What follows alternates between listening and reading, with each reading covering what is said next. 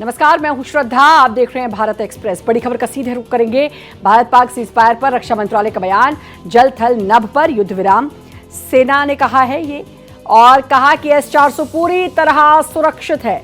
जल थल नभ पर युद्ध विराम और S-400 पूरी तरह सुरक्षित। सेना ने प्रेस ब्रीफिंग की। प्रेस ब्रीफिंग के दौरान ये बात कही। 12 घंटे में पाकिस्तानी सेना को भारी नुकसान हुआ है।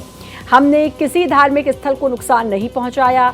भारत और पाकिस्तान के बीच युद्ध विराम। पाकिस्तान के सभी दावे झूठे, कर्नल सोफिया कुरैशी ने कहा। भारतीय सेना संप्रभुता की रक्षा के लिए दृढ़ संकल्पित है। पाकिस्तान के टेरर कैंप को खत्म किया गया। पाकिस्तान ने बहुत झूठ फैलाया है। तो बड़ी खबर लगातार आपको बता रहे हैं। भारत और पाकिस्तान के बीच युद्ध विराम। सेना ने थोड़ी देर पहले प्रेस ब्रीफिंग की। इस दौरान बताया सबसे बड़ी बात, S-400 को लेकर जो भ्रामक जानकारी, जो भ्रामक खबर पाकिस्तान फैला रहा था, उसको भी बताया कि S-400 पूरी तरह सुदर्शन यानी कि हमारे देश का सुरक्षित है। और बहुत ज़्यादा गलत और झूठी खबरें पाकिस्तान ने फैलाई हैं। तो अब युद्ध विराम, सीजफायर जो कि 5 बजे से अब सीजफायर शुरू हो चुका है। आदित्य द्विवेदी हमारे साथ, हमारे संवाददाता, साथ ही रईस अहमद उरी से हमारे साथ, और विकास लगातार हमारे साथ जुड़े हुए हैं। पहले मैं रुक कर लेती हूँ ज़रा आदित्य का। आदित्य, एक बड़ा फैसला लिया गया है, अमेरिका की मध्यस्थता और उसके बाद युद्ध विराम। दिल्ली में ये जाहिर है फैसला लिया गया क्योंकि इतनी ज़्यादा हलचल देखी जा रही थी। कल से लगातार मीटिंग्स पे मीटिंग्स हो रही थी। अभी क्या कुछ खबर आपके पास? देखिए श्रद्धा, उरी का जब बदला भारत ने लिया उसके बाद से पाकिस्तान काफ़ी डरा सहमा था, और जब भारत ने पूरी तरह से अटैक किया हुआ था तो उसके बाद से ये अलग थलग सा पड़ा हुआ था और लगातार गुहार लगा रहा था। पहले ही दिन वहाँ के रक्षा मंत्री का बयान आ गया था कि भारत जवाबी कार्रवाई बंद कर दे तो वो पीछे हटने को तैयार है। उसके बाद उसने तमाम राष्ट्रों से अपने लिए गुहार लगाई हुई थी, जिसमें ईरान के विदेश मंत्री भी भारत आए थे, उन्होंने भी बात की हुई थी। उसके बाद वो पाकिस्तान गए हुए थे। सऊदी के भी विदेश मंत्री आए हुए थे और वो पाकिस्तान कल ही बैठे हुए थे। वो लगातार गुहार लगा रहा था क्योंकि उसकी क्षमता नहीं थी भारत से लड़ने की। वो इस बात को जान रहा है, लगातार सफाई दे रहा था। और उसके बाद जब पूरे विश्व के सभी देशों के सामने गुहार लगाई, तब अमेरिका ने एक मध्यस्थता की और बीच में पाकिस्तान को पता है उसकी क्या स्थिति है, क्या औकात है, ये पाकिस्तान बहुत बेहतर तरीके से जानता है। और शायद इसीलिए मध्यस्थता के लिए उसने अमेरिका को बोला होगा कि आप ये मध्यस्थता करें, और उसके बाद अब ये फैसला हुआ है। आदित्य, मैं फिर रुक करूंगी। विकास लगातार हमारे साथ जुड़े हुए हैं। विकास, थोड़ी देर पहले बात हो रही थी, जरा लोगों के रिएक्शंस जानिए, क्योंकि कुछ का कहना है कि जैसा कि आपने पहले भी बताया, बात की कि कुछ का कहना है कि 2-3 दिन रुक जाते और पाकिस्तान को और माकूल जवाब देते। जी बिल्कुल, हमारे साथ राजेश जी यही कह रहे थे। राजेश जी को दोबारा रिपीट करें कि आपने क्या कहा था? देखिए, बहुत ही जल्दी उन्होंने घुटने टेक दिए हैं जी।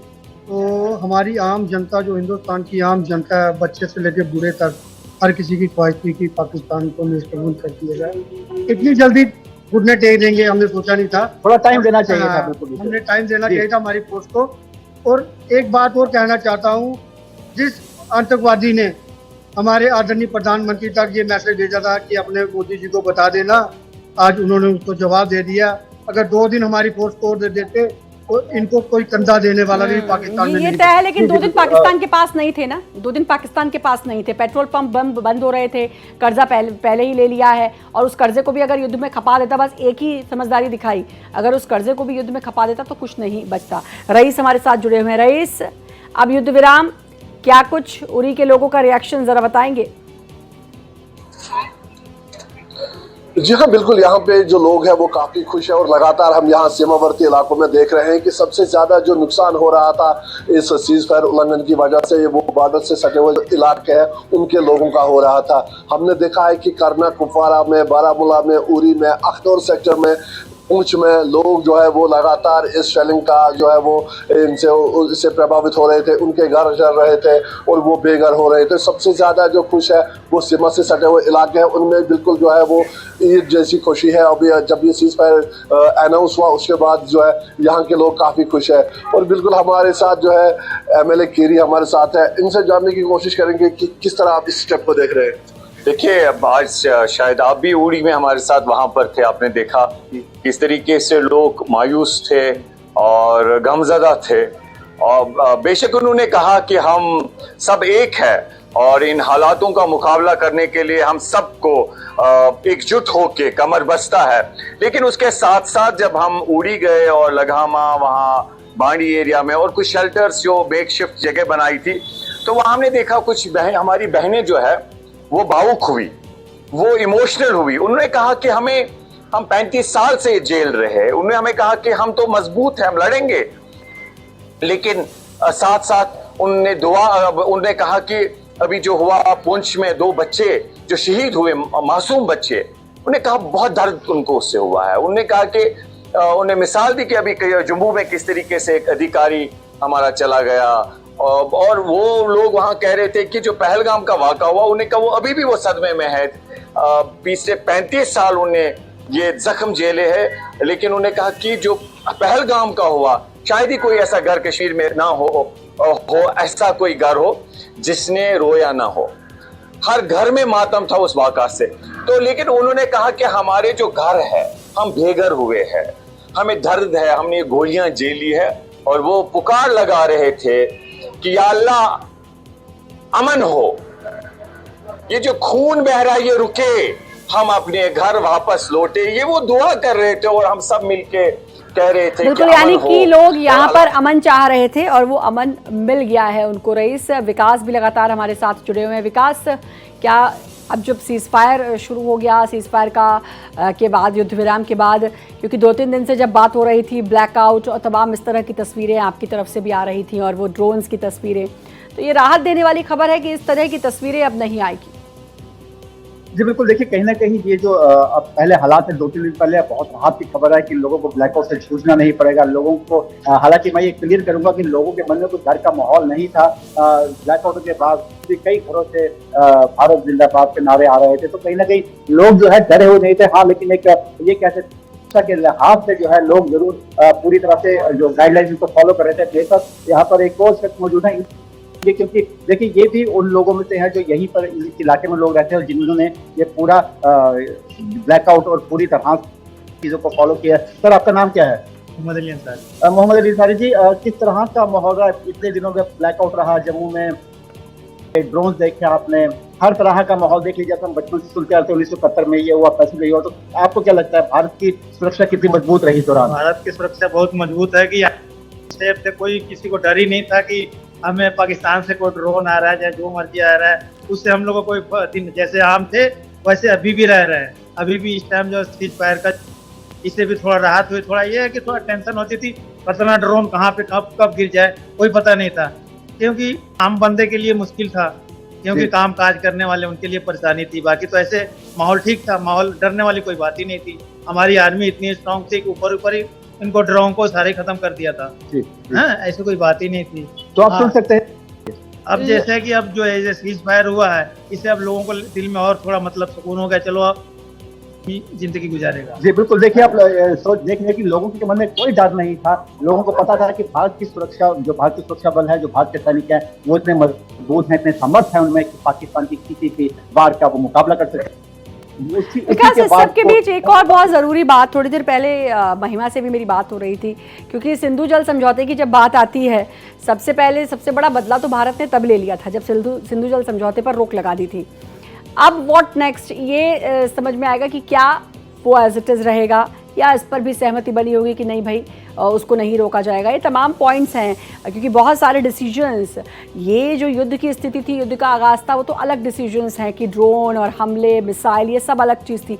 लेकिन एक जो ये बड़े फैसले लिए गए थे, व्हाट नेक्स्ट, अब इनका क्या होगा? ऐसे ही रहेगा जैसी स्थिति है या इसमें तब्दीलियाँ फिर से होंगी? जो हाल है ये सीधी सी बात है कि अब तब्दीलियां होंगी और जरूर होंगी, क्योंकि अब जो है चीजें भारत के पक्ष में हैं। देखिए समय समय की बात होती है, उस समय की डिप्लोमेटिक कंडीशन, किस तरह से डिप्लोमेटिक रिलेशन क्या थे, वो उस समय भारत का पलड़ा भारी है। और इस समय देखिए बहुत बड़ी एक खबर जो सूत्रों से आ रही है, ये भी आ रही है कि भारत ने ये जो चीज है वो बिना किसी प्री एंड पोस्ट कंडीशन के माना है। और भारत उस स्थिति में है भी विकास कि वो कोई कंडीशन नहीं मानेगा, ये तय है। और पाकिस्तान की हालत खराब होने लगी थी। मैं जरा रईस का रुख कर लेती हूँ। रईस, क्योंकि अब ये बड़ी खबर शांति अमन की बात, क्योंकि मैंने जब आपसे थोड़ी देर पहले भी बात की थी तब भी मैंने यही सुना था कि शांति और अमन, खासतौर पर जब बॉर्डर के आसपास के इलाके होते हैं, हम वहाँ देखें तो वहां पर जिस तरीके से बम की आवाज़ें, गोलियों की आवाज़ें, खुद कल सीएम उमर अब्दुल्ला ने एक्स पर पोस्ट किया कि मैं जहां हूं वहां पर धमाकों की आवाज़ें आ रही हैं। जाहिर है वो चीज़ें डराती हैं, वो चीज़ें परेशान करती हैं। ज़रा और लोगों के रिएक्शंस हों तो समझ में आए। जी हाँ, बिल्कुल। जिस तरह से यहाँ पे सबसे ज्यादा जो प्रभावित इलाके हैं वो सीमा से सटे हुए इलाके ही थे, जो सबसे ज्यादा सफर कर रहे थे, जिन्होंने पलायन किया है, जो घर छोड़ के दूसरे प्लेसेस पे जाने में मजबूर हुए हैं, वो सबसे ज्यादा जो है उनको परेशानी होती थी। कुछ लोग हमारे साथ उनसे जानने की कोशिश करेंगे कि किस तरह का यहाँ माहौल रहता था उड़ी में। मैं प्रेसिडेंट ट्रेडर्स फेडरेशन बारामूला, मतलब जितनी खुशी इस वक्त हमें है, मुझे लगता है ईद के दिन भी हमें इतनी खुशी नहीं होती है। क्योंकि जब भी ये ट्वीट आया कि दोनों मुल्कों के सरबराहान ने अपनी स्टेट्समैनशिप का सबूत दिया है, क्योंकि सब आदमी हर एक चीज अपने बच्चों के लिए, अपने फ्यूचर जनरेशन के लिए करता। जब पुलिस में हमारे यूनिफॉर्म में बच्चे शहीद हो गए तो ऐसा कोई घर, ऐसी कोई माँ, ऐसा कोई बेटा नहीं जिसने रोया ना हो। हम जी किस लिए रहे हैं? अपने बच्चों के लिए जी रहे हैं, अपने मकानों के लिए जी रहे हैं, लेकिन वो सब देखिए वहीं बॉर्डर के पास और जम्मू से दो अलग तरीके के लोग और उनके अलग अलग बात है कि एक तरफ कह रहे हैं कि 2 दिन और रुक जाते, माकूल जवाब और देते पाकिस्तान को, तो वहीं शांति अमन जो लोग चाह रहे हैं उनका कहना है कि भाई ये अच्छा डिसीजन है और अब शांति का माहौल बना रहेगा। आप दोनों बने रहें हमारे साथ। विदेश मंत्री एस जयशंकर ने एक्स पर क्या कुछ लिखा है वो भी आपको दिखाते हैं। और लिखा कि भारत पाकिस्तान के बीच गोलीबारी और सैन्य कार्रवाई रोकने पर सहमति बनी है। भारत ने आतंकवाद के खिलाफ कड़ा और अधिक रुख अपनाया है। आतंकवाद से कोई समझौता नहीं होगा। एक और एक्स पर पोस्ट अमेरिका के राष्ट्रपति डोनाल्ड ट्रंप का। अमेरिका की मध्यस्थता में एक लंबी रात तक चली बातचीत के बाद मुझे ये कहते हुए खुशी हो रही है कि भारत और पाकिस्तान पूर्ण और तत्काल युद्ध विराम पर सहमत हो गए हैं। दोनों देशों को महान बुद्धिमत्ता के उपयोग के लिए बधाई, क्योंकि अमेरिका ने मध्यस्थता की है और अमेरिकी राष्ट्रपति डोनाल्ड ट्रंप ने ही इसकी जानकारी दी पोस्ट के माध्यम से, इस एक्स पर पोस्ट करके। और उपराष्ट्रपति जेडी वेंस और मैंने प्रधानमंत्री नरेंद्र मोदी और शहबाज शरीफ, विदेश मंत्री एस जयशंकर, पाक सेना प्रमुख आसिम मुनीर, एनएसए अजीत डोभाल और आसिम मलिक से बातचीत की। भारत और पाकिस्तान की सरकारें लगातार युद्ध विराम के लिए तटस्थ है। तो ये लगातार अब जो कि एक्स पर पोस्ट करके जानकारी भी दी जा रही है। आपने देखा एस जयशंकर का पोस्ट, साथ ही आपने अमेरिकी राष्ट्रपति डोनाल्ड ट्रंप का पोस्ट भी देखा, जिन्होंने ये जानकारी एक्स पर पोस्ट करके दी थी। मेरे दोनों सहयोगी हमारे साथ लगातार जुड़े हुए हैं। विकास का मैं रुख कर लेती हूँ। विकास, कुछ और बातें मैं आपसे समझना चाहूँगी, क्योंकि अब हमने बात की सिंधु जल समझौते की। इसके अलावा क्योंकि भारत ने अपनी शर्तों पर, जाहिर है जो हम बात कर रहे थे कि अपनी शर्तों पर ये जो सहमति बनी है कि सीज़फायर होगा, सीज़फायर का उल्लंघन नहीं होगा, युद्ध विराम सभी तरीके का, अपनी शर्तों पर इस पर सहमति बनाई होगी। भारत बहुत मजबूत स्थिति में है, लेकिन अब ये देखना होगा कि पाकिस्तान किसी भी कीमत पर इसका उल्लंघन ना करे, क्योंकि फितरत ऐसी रह चुकी है पाकिस्तान की। हालांकि अमेरिका की मध्यस्थता है। जी बिल्कुल, देखिए मध्यस्थता है, लेकिन कहीं ना कहीं ये जो बात हुई है ये हम डीजीएमओ पाकिस्तान और डीजीएमओ भारत के बीच में हुई है, तो कहीं ना कहीं मध्यस्थता जरूर रही, लेकिन बात सीधी संवाद हो, तो यानी कि भारत चाहता है कि किसी तरह का भी इस बार कॉम्प्रोमाइज ना हो। देखिए मैं फिर से ये कहूँगा, सीज़फायर पॉलिसी भारत ने कभी करी नहीं, हमेशा पाकिस्तान की तरफ से हुई है। पाकिस्तान पर विश्वास करना बहुत मुश्किल है। हालांकि 12 तारीख को तब तक क्या पाकिस्तान चुप रहता है, ये बहुत बड़ा सवाल है। यहाँ कई बार आपका होगा पाकिस्तान से सीज़फायर उल्लंघन होता है, लेकिन वो मानता ही नहीं कि हमारी तरफ से किया गया है। जब घुसपैठ करानी होती है तब वो सीज़फायर वॉल्यूशन करता है। तो पाकिस्तान से विश्वास करना बहुत मुश्किल है। लेकिन अब बात करने की जब बात आएगी, 12 तारीख को फिर से मीटिंग होगी, तो कहीं ना कहीं आतंकवाद को खत्म करने का मुद्दा जरूर होगा। लश्कर-ए-तैयबा, जैश-ए-मोहम्मद, हिजबुल मुजाहिदीन, इनको खत्म करने का मुद्दा जरूर होगा, क्योंकि देखिए यही मौका है जब आप पाकिस्तान को कटघरे में खड़ा कर सकते हैं। पाकिस्तान ऑलरेडी घुटनों पे आ चुका है। जिससे मैं लगातार जब भी बात करते यही बात करते थे कि पाकिस्तान के पास 3-4 दिन से ज्यादा युद्ध लड़ने के लिए गोला बारूद नहीं है, और वो कहीं ना कहीं बिल्कुल। मैं एक बार रईस का रुख कर लेती हूँ, फिर मैं आपके पास फिर आती हूँ। और रईस, क्योंकि अब ब्लैकआउट तो नहीं होगा, मुझे लगता है ब्लैकआउट जो है वो सभी जगह कैंसिल हो गया होगा।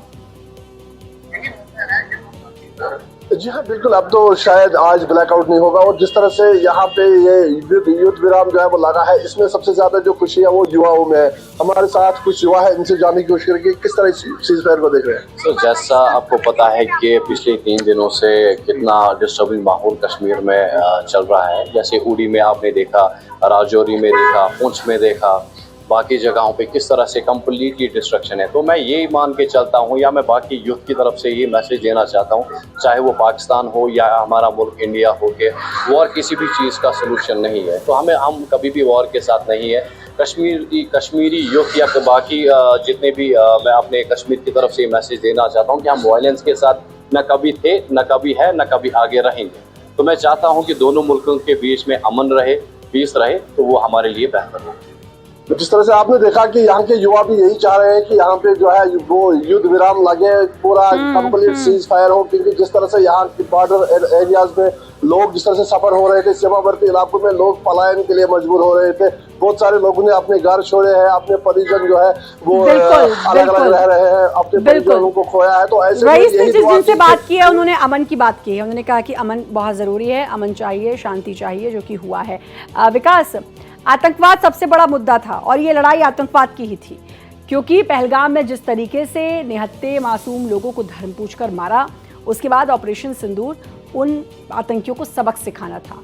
अब सबसे बड़ी बात यही है कि इसके बाद जो अब सीज फायर पर सहमति बनी है, इस युद्ध पर विराम लगा है, आतंकवाद पर विराम, ये सबसे ज़्यादा ज़रूरी है। और शायद इसीलिए भारत ने ये संदेश पहुंचा दिया था, ये नसीहत दे दी थी कि अगर कोई भी हमला हुआ, कोई भी आतंकी हमला हुआ, तो युद्ध का आगाज होगा। जी बिल्कुल। देखिए, अब सीधा बात है कि अब जैसे आज कहा भी गया है गृह मंत्रालय की तरफ से कि any act of terror will be treated as act of war. तो कहीं ना कहीं ये एक सीधा संदेश है, ये पाकिस्तान को सीधा संदेश है कि भाई साहब टेररिज्म जो फैला रहे तो खत्म कर दो, बिकॉज अब भारत चुप नहीं रहेगा, अब भारत घर के अंदर घुस के मारेगा, जिस तरह से लगातार कहा जाता है। देखिए, बहुत सैली है। आप देखिए पिछले कितने सालों से जम्मू कश्मीर जो आतंकवाद झेल रहा है, जम्मू कश्मीर के लोग आतंकवाद झेल रहे हैं। मेरे सहयोगी रईस मागरे लगातार उड़ी जा रहे थे वहां पे, उन्होंने देखा कि लोगों के घर किस तरह से बर्बाद हो रखे थे। ये पहली बार नहीं है कि उड़ी में फायरिंग हुई है, उड़ी में आगे भी फायरिंग होती रहती है। वहां पे ऐसे ही हालात है। पुंछ पे चले जाइए, आप जोड़ी चले जाइए, निशानी चले जाइए, कांपा, ये सब जो ग्रामीण इलाके हैं, यहाँ के जो लोग रहते हैं वो पूरा बॉर्डर पर रहते हैं। उनकी खेती बाड़ी पूरी बॉर्डर पर है। जब वो फसल उगाते हैं तब चुप रहता है, जैसे ही फसल काटने जाते हैं पाकिस्तान वहां से फायर कर देता है। देखिए, की इंसानियत है। अब पाकिस्तान पे मैं अभी भी यही कहूंगा, पाकिस्तान पे विश्वास नहीं कर सकते। पाकिस्तान के लिए कड़ा संदेश जरूरी है, और कहीं ना कहीं ये साथ अच्छा, एक चीज और विकास, जब आप पाकिस्तान की बात कर रहे हैं, मेरे जहन में कल की बात आई, हम लोग जब बात कर रहे थे चाइना की। चाइना ने कल भी कहा था कि हम आतंकवाद का विरोध करते हैं। आधा तो पाकिस्तान तभी टूट गया होगा मुझे लगता है, क्योंकि चाइना ने भी कल हाथ पीछे खींच लिए थे। ये बहुत सारी वजह हैं। पेट्रोल पंप वहाँ के आज बंद कर दिए गए थे, यानी कि पेट्रोल की कमी। इकोनॉमिकली क्या हालात है वो किसी को बताने की ज़रूरत नहीं है। ये बड़ी वजह रही होगी जिस पर पाकिस्तान ने चिंतन मनन किया होगा। ये ज़रूर मैं कहूँगी कि पाकिस्तान ने इस बार समझदारी दिखाई अपनी जनता के लिए कि भाई अगर हमने अब भी अगर हम इसे कंटिन्यू रखते हैं तो फिर बहुत बुरा होगा पाकिस्तान के लिए। जी बिल्कुल। देखिए, संसाधनों की कमी तो साफ साफ दिख रही थी। जैसे उन्होंने 48 घंटे लिए अपने पेट्रोल पंप बंद कर दिए। हमारे यहाँ से पहले पानी बंद हो गया तो उनकी फसल खराब हो गई, उनके हाइड्रो इलेक्ट्रिक प्रोजेक्ट बंद हो गए, उनका इंडस्ट्री बंद हो गया, मैन्युफैक्चरिंग उनके पास खास है नहीं। तो कहीं ना कहीं सीधा प्रहार इकोनॉमिकली उन पर हो चुका था। आटा वहां पर इस भाव मिलता है कि लोग आपस में एक दूसरे की जान के दुश्मन बने हैं। तो आप सोच सकते हैं पाकिस्तान में ऑलरेडी संसाधनों की कमी है। पाकिस्तान सिर्फ पैसा इकट्ठा करता है, आतंकवाद से लगाता है, अपने देश पे भी नहीं लगाता। हाल ही में कुछ समय पहले उसने अपने आधा से ज्यादा गोला बारूद यूक्रेन को भेज दिया। देखिए, उसके पास था ही क्या लड़ने के लिए, उसके पास कुछ भी नहीं है। उनको उम्मीद थी कि कहीं ना कहीं टर्की और चाइना जो है वहां से हथियार लेगा और वो उसी से भारत से लड़ेगा। चाइना ने प्रेशर देखिए इस पर चाइना भी प्रेशर में आया है। आप माने ना माने, चाइना पे प्रेशर था, इसलिए अपना किनारा कर लिया पाकिस्तान से। और वो एक बहुत बड़ा झटका था पाकिस्तान के लिए, क्योंकि पाकिस्तान अभी तक जितनी बार उछला है चाइना के दम पे उछला है। उसकी हैसियत नहीं है। टर्की से उसने जो सामान लिया था वो हमने आसमान में ही बर्बाद कर दिया, उसको हमने जमीन पर आने ही नहीं दिया। अब तो उसके पास था ही क्या, कुछ नहीं। मैं फिर वही कहावत दूंगा, लाचार वाली स्थिति में पाकिस्तान था और ये पाकिस्तान समझ गया था, क्योंकि गीदड़ भपकी ही थी पाकिस्तान की, हम पहले दिन से कहते आए थे। और वो कब तक चलती ये पाकिस्तान समझ गया था। 2 दिन ही ये सब कुछ कर पाया और उसके बाद भी कैसा माकूल जवाब मिला ये पाकिस्तान को पता चल गया। रईस से क्योंकि बार बार बात हो रही है पाकिस्तान की हरकतों की, पाकिस्तान की फितरत की और तमाम चीज़ों की, लेकिन सबसे बड़ी बात ये है कि किस तरीके से आतंकवाद पर लगाम लगे। जहां पर आप लोग हैं रईस, आप, विकास, आप, वो सबसे सेंसिटिव एरियाज़ हैं और वो ऐसे एरियाज़ हैं जहां पर आतंकवादी आकर बार बार हमले करते हैं या फिर सीज़ फायर का सेना वहां से पाकिस्तान की तरफ से उल्लंघन किया जाता है, किसी स्थानीय लोगों को वो मार देते हैं, ये तमाम चीज़ें। लेकिन रईस, इसको समझना होगा, शांति की बात लोग कर रहे हैं, बहुत अच्छी बात है, लेकिन आतंकवाद को माकूल जवाब देना भी सबसे ज़्यादा ज़रूरी है और उम्मीद करते हैं कि इसके बाद आतंकवाद को एक करारा जवाब मिला होगा। विकास, बिल्कुल, जिस तरह से आज ये रईस, एक सेकंड में मैं रुक करूंगी, विकास के पास कोई खबर है शायद। विकास, देखिए, मैं जैसे कह रहा था कि पाकिस्तान की कथनी करने में बहुत फर्क है। अभी खबर आनी शुरू हुई कि हैवी फायरिंग स्टार्टेड एट अफलूर कानाचक परगवाल। आप देखिए, अभी सीज फायर वायलेशन एक बार अभी 1 घंटा भी नहीं हुआ, 2 घंटे भी नहीं हुए और ऐसी खबरें सामने आए। रामनगर एरिया जो पड़ता है वहां भी कुछ इंटेंसिटी की कुछ आवाजें आ रही हैं धमाकों की, तो कहीं ना कहीं देखिए पाकिस्तान फिर अपने औकात पे उतर आया है। जैसे मैं लगातार कह रहा हूँ, पाकिस्तान सुधर बहुत बड़ी खबर है विकास, ये बिल्कुल सही खबर है, ये पुष्टि के साथ खबर है, ये बहुत बड़ी खबर है कि थोड़ी देर पहले सीज फायर और अब उल्लंघन की बात आ रही है। जी बिल्कुल, देखिए लगातार हम जिस बात की बात कर रहे थे वही बात विकास, 1 मिनट में रोकना चाहूंगी, रईस के पास भी कुछ अपडेट है। विकास, रईस के पास भी कुछ अपडेट है। रईस, जी हाँ, बिल्कुल, जिस तरह से युद्ध विराम हुआ है तो उसके बाद सबसे बड़ी बात यही आती थी कि क्या पाकिस्तान इस पे खरा उतरता है, क्या पाकिस्तान वाकई में जो है वो सीज फायर चाहता है। लेकिन यहाँ पे भी जिस तरह से अभी विकास कह रहे थे, तो यहाँ पे भी साफ जो है ये कुछ आवाज सुनने को मिली है। ये बहुत बड़ी खबर है, ये बहुत बड़ी खबर है कि घुटनों पे आके ये पाकिस्तान की जो हम बात कर रहे थे, मैं और विकास, हम लोग इतनी देर से, कि ये कह के कि भाई हम सीज फायर करते हैं और तुरंत उल्लंघन शुरू कर दिया है पाकिस्तान ने। अगर ऐसा है विकास, तो फिर पाकिस्तान पे तो किसी तरह भरोसा नहीं किया जा सकता, और अगर पाकिस्तान अब ये करता है तो फिर सोचिए कि अमेरिका उसको माकूल जवाब देगा पहले। जी बिल्कुल, देखिए लगातार हम यही कह रहे हैं कि पाकिस्तान जो उसकी कतली करने में बहुत फर्क है। पाकिस्तान जितने मर्जी डिप्लोमेटिकली जो मर्जी बात कर ले, लेकिन वहाँ आर्मी ही है वही जो हुकूमत चलाती है, और आर्मी ने एक बार फिर से देखिए वही हरकत की। देखिए, ये आर्मी की ईगो है जो आर्मी को शांत नहीं बैठने दे रही, लेकिन वो ये नहीं जानते कि ये जो हरकतें कर रहे हैं इससे पाकिस्तान खत्म होगा। बलूचिस्तान में जो हालत, जो बलूचिस्तान जो PLA आती है वो क्या हालत कर रही है। युद्ध विराम, अब देखना है आगे और क्या कुछ इसको लेकर खबरें आती हैं, क्या कुछ अपडेट्स मिलते हैं। आप दोनों का बहुत बहुत शुक्रिया, लगातार नजर बनाकर रखिएगा। आप दोनों का बहुत बहुत शुक्रिया। विकास आपका, रईस आपका भी बहुत बहुत शुक्रिया।